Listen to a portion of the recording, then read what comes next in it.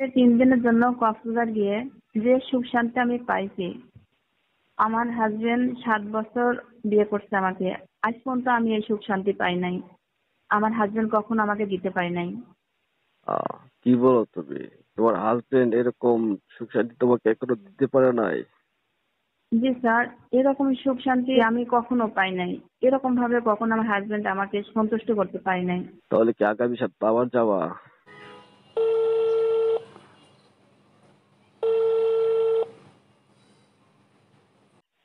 Hello sir, বাসায় পৌঁছেছেন? হ্যাঁ, তাসনিম তো আধা ঘন্টা হলো বাসায় আসছে। তুমি বাসায় যাও নাই? জি স্যার, আমিও বাসায় পৌঁছাইছি, ঘন্টাখানেক হলো আহ বাসায় চলে আসছে। হুম। স্যার, স্যার আমি আগামীকাল অফিসে যেতে পারবো না। আহ ঠিক আছে, আমি ম্যানেজ করে নেব। স্যার, হ্যাঁ, বলো। আমাদের এই বিষয়টা আপনার ওয়াইফ জানতে পারছে? না না, আমার ওয়াইফ তো জানতে পারে নাই। তোমার হাজবেন্ড কি কোনো কিছু বুঝতে পারে নাই? না, আমার হাজবেন্ডকে বলছিলাম মিটিং এ, জরুরি কাজের জন্য আমরা মিটিং এ যাচ্ছি হুম। বাইরে আর কি, কক্সবাজার। ওখানে আমাদের মিটিং আছে, 5-7 দিন থাকতে হবে। কক্সবাজার গিয়ে 3 দিন থেকে আসলাম আমার সাথে, তাও তোমার হাজবেন্ড বুঝতে পারলো না? আমার হাজবেন্ডকে তো অন্যভাবে বোঝাইছি আমি, বুঝতে পেরেছেন? আহ হ্যালো। হ্যাঁ হ্যাঁ। হ্যাঁ বলেন স্যার। হুম। তারপর কেমন আনন্দ করলা? তো বললা না তো কখনো আমাকে। স্যার, আপনার যে এটা বলার মতো তো সময় করে উঠতে পারি নাই, এখন বলবো, এই কারণে ফোনটা দিয়েছি। তাও তোমার হাজবেন্ড কাছে নাই? না, হাজবেন্ড রুমের বাইরে আছে, আর এই কারণেই আপনাকে ফোনটা দিয়েছি আমার জন্য। হুম। তো কেমন মজা করলা বলো? আমি কি তোমাকে পরিপূর্ণ আনন্দ দিতে পারছি নাকি? স্যার, কি আর বলবো, আপনার সবকিছু আমার অনেক ভালো লাগে। হুম। তো আইফোন যে কিনে দিলাম, আইফোনটা কেমন হয়েছে তোমার? আইফোনটা দিয়েছেন, এখনো তো এটা ওপেন করতে পারি নাই, ওটা স্কুল বা অফিসে যায়। আহ, তো তোমার হাজবেন্ড যদি জিজ্ঞাসা করে যে আইফোন কোথায় পাইলা, তখন কি কি বলবা? আসলে কি, আমার হাজবেন্ডকে আমি যেভাবে বোঝাই সেভাবে বোঝাই, আমাকে অতটা প্রশ্ন করে না। জানে আমি জব করি, আমার হাতে অনেক ব্যালেন্স থাকে, আমি কখন কি করি, আমাকে অতটা প্রশ্ন করে না কখনো। আহ, ও, তুমি পুলিশের জব করে বিদায় তোমার হাজবেন্ড তোমাকে কোনো প্রশ্ন করে না? হ্যাঁ, এই কারণে। আর আমাদের পুলিশের স্যালারিটা কত এটা তো কেউ জানে না, আমার হাজবেন্ডকেও আমি কখনো বলি না। আমি ফার্স্ট টাইমে বলছি, আমার স্যালারি নিয়ে কখনো তুমি প্রশ্ন করবে না। হুম। তো যাই হোক, ওটা বলো যে আমার সাথে যে তুমি মিট করে আসলা 3 দিন কক্সবাজার, কেমন আনন্দ পাইলা, কেমন মজা দিয়েছি তোমাকে, সেটা বলো। স্যার, আমি আপনার প্রশংসা না করে পারছি না। আপনি সব সবকিছুতেই অনেক ভালো। এক কথায় বলতে হয়, আপনার সবকিছু আমার অনেক ভালো লাগে। হুম। সবকিছু আমাকে আকর্ষণ করে, সবকিছু। মানে অল পারফেক্ট আমি? অল বিষয়ে অল পারফেক্ট, আহ মানে যার তুলনা হয় না। আহ তো যাই হোক, তুমিও তো কম না। তুমি তো বলো যে স্যার আরো লাগবে, আরো দেন। স্যার, আমি জানি না আমি কেমন, আমি এটা বলতে পারবো না, কিন্তু আপনি আমার জন্য অনেক পারফেক্ট, অনেক ভালো প্লেয়ার, অনেক ইয়া করতে পারেন সবকিছুতে আর কি। আমি এর বেশি কিছু আর বলতে চাচ্ছি না। আহ বাদ বাদ বাকিটা আপনাকে বুঝে নিতে হবে। এই কাজটা হয়েছে তোমার, তুমিও ভালো লেগেছে তোমার? হুম। স্যার, সবচেয়ে বেশি ভালো লাগছে রাতের মিট করার বিষয়টা, আর তারপরেটা হচ্ছে যে আপনার সঙ্গে বিকেলে যে আমরা ঘুরতে বেরোইছি, ওই ঘোরার ব্যাপারটা অনেক ভালো লাগছে, ওই বিষয়টা। হুম। তো সবকিছু যেহেতু এত ভালো লাগছে, তাহলে আমার কাছ থেকে 1.5 লাখ টাকার আইফোন কেন নিলা? স্যার, আইফোনটা আসলে আমার অনেক দিনের ইচ্ছা ছিল, আমার একটা আইফোন লাগবে। সবার হাতে আইফোন, আমার কাছে নাই।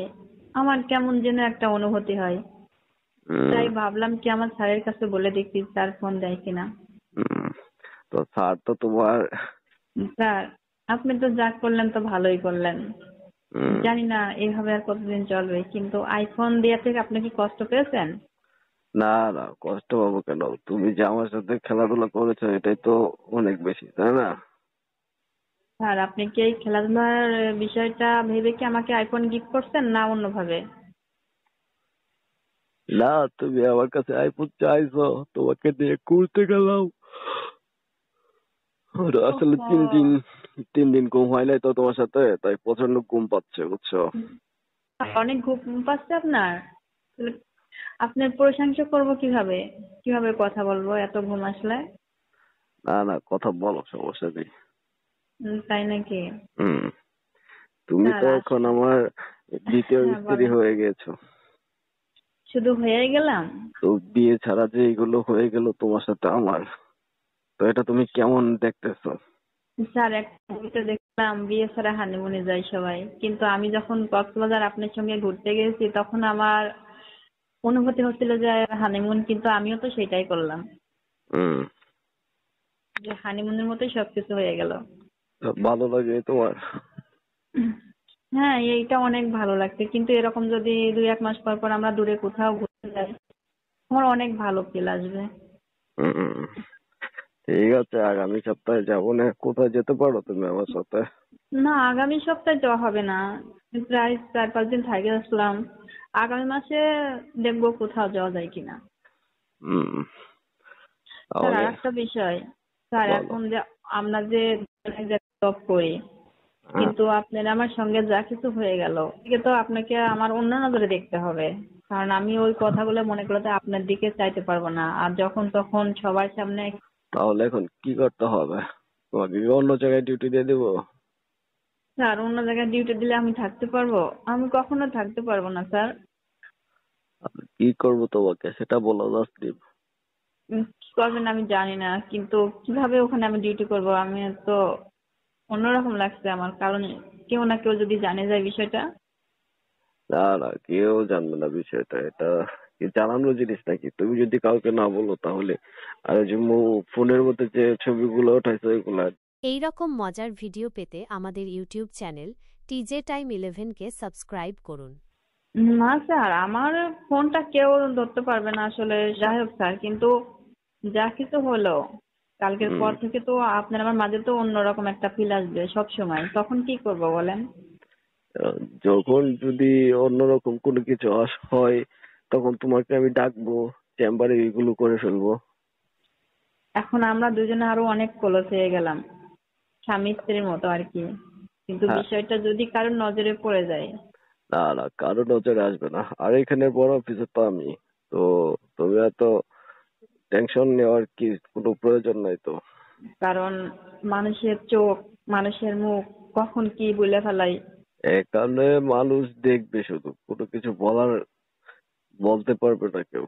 বুঝতে পেরেছো তাসনিম? স্যার, স্যার আপনি তো এখানে অনেক বড় স্যার, হ্যাঁ, তোমাদের এখানে তো সবার উপরে আমি বড় অফিসার। কারণ ভুল ত্রুটি যে যাই করুক আপনি যা বলবেন তাই, তাহলে তো আর সমস্যা নেই, তাহলে তো আমি খোলামেলা ভাবে চলতে পারবো। সমস্যা নেই, তোমার এখন বেশি ডিউটি করা লাগবে না। যাই হোক স্যার, আমি এই কথাটা বলতে যাচ্ছিলাম, ডিউটি একটু কমাই দিন আমাকে, আমি এত ডিউটি করতে পারি না। বাসায় হাজবেন্ড থাকে, বাসায় অনেক কাজ থাকে। তোমাকে ডিউটি শেষ যদি করে। ডিউটি কম হ্যাঁ। করায় তাহলে তুমি তো হাজবেন্ডের সাথে সময় বেশি কাটাবা, তাহলে কেমনে কি? না স্যার, আসলে বিষয় ওইটা না, কারণ পারিবারিক একটা কাজ থাকে, পারিবারিক অনেক কথা বলার দরকার হয়, কিন্তু আমার হাজবেন্ডের সঙ্গে আমি সেরকম ভাবে কথা বলতে পারি না, অনেক হুম। বিষয়ে অনেক কিছু বলতে হয়। হুম। তো যাই হোক, সমস্যা নেই, তোমার ডিউটি আমি কমই করে দেবো, বুঝছো? ওকে স্যার, আর একটা বিষয়, আপনার ওয়াইফ যেন এই বিষয়টা কখনোই না জানে, যদি কখনো জানতে পারে আমার হাজবেন্ডকে বলে দিলে কিন্তু সব শেষ। হুম। কেন, আমার ওয়াইফের সাথে কি তোমার কথা হয় নাকি? না, কথা হয় না, তারপরে আপনাদের সমস্ত নাম্বার আমার মোবাইলে সেভ করা আছে, আর আমার হাজবেন্ড তো আমার ফোন ইউজ করে, হাজবেন্ড কাছে তো আর ফোন না দিয়ে পারা যায় না।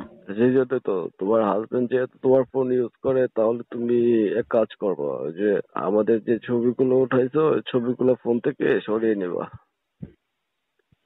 ঠিক আছে স্যার, কিন্তু আপনার ফোনে কিন্তু ওগুলো রেখে দিন, স্মৃতি হিসাবে ওগুলো রাখার প্রয়োজন আছে। হম। ঠিক আছে, স্মৃতি হিসেবে রাখবো না, সমস্যা নেই। বুঝতে পেরেছো? ওকে স্যার, আপনি তো অনেক ঘুম পাচ্ছে, আপনি তো কথা বলতে পারছেন না স্যার। ঘুম পাবে না কেন? কক্সবাজার যে তোমার সাথে 3 দিন ছিলাম, 3 দিন কি আমি ঘুমাচ্ছি? ঘুমাতে তো পারি নাই। আমিও তো ঘুমাই নাই, আমাকেই ঘুমাইতে দিয়েছিলেন। আর তোমাকে আমি ঘুমাতে দেবো কেন? তোমার সাথে গিয়েছি, আনন্দ ফুর্তি করব, মজা করব, কত কিছু, সেই জন্যই তো।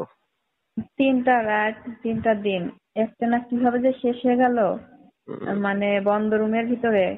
কখন রাত হলো কখন দিন হলো কিছুই উম, বুঝতে পারলাম না।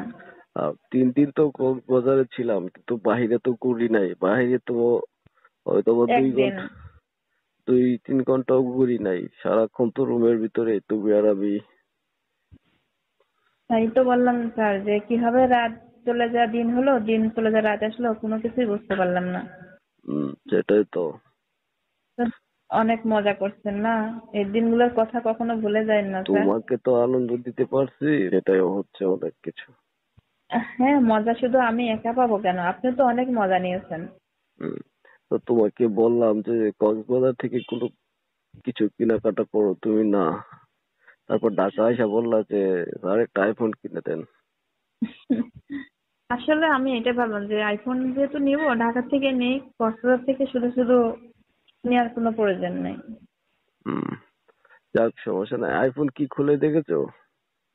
আইফোনটা আসলাম তো মাত্র, আপনার সঙ্গে কথা শেষ করে আইফোনটা খুলে আমার হাজবেন্ডের হাত দিয়ে ফোনটা খোলাইবো। আমি তো ফোনের ব্যাপারে অতটা বুঝি না।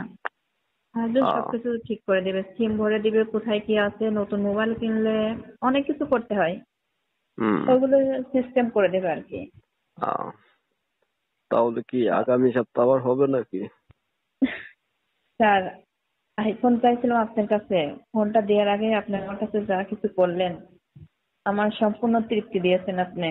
কিন্তু ফোন যেহেতু পাইছি, হুম, এখন তো অন্যভাবে আবার তো কোথাও যেতেই হয়, না গেলে বিষয়টা অন্যরকম হয় না। আচ্ছা ঠিক আছে, আগামী সপ্তাহ দেখি কাছে কোথাও ম্যানেজ করবো তোমার সাথে এক রাত। হ্যাঁ, কাছে এক রাতের জন্য আমরা অন্য কোথাও পরিপূর্ণভাবে আমি সন্তুষ্ট করতে চাই আর কি আপনাকে, শুধু ফোনটা পাওয়ার জন্য। আহ মানে বুঝতে আপনাকে গিফট হিসাবে সন্তুষ্ট করতে চাই পরিপূর্ণভাবে। আহ ঠিক আছে, কইরো তাহলে। আগামী সপ্তাহ একটা ভালো দিন দেখে ম্যানেজ করবো না হুম। আমি। বুঝতে পেরেছো ওকে। তাসনিম? জি স্যার, নাইট ডিউটি কথা বলে আমার হাজবেন্ডকে আমি বলবো নাইট ডিউটি করার নামে অন্য কোথাও যে আপনার সঙ্গে মিট করব, জাস্ট একটা রাত। ঠিক আছে, তারপর দূরে কোথাও আবার নিয়ে যাবো না তোমাকে। কক্সবাজার না হলে যে বান্দরবন আছে, ওই অনেক আচ্ছা সিলেট আছে স্যার, ওদিকে। লং টাইম নেই, ওটা পরে আমরা। এই রকম মজার ভিডিও পেতে আমাদের ইউটিউব চ্যানেল টিজে টাইম 11 কে সাবস্ক্রাইব করুন।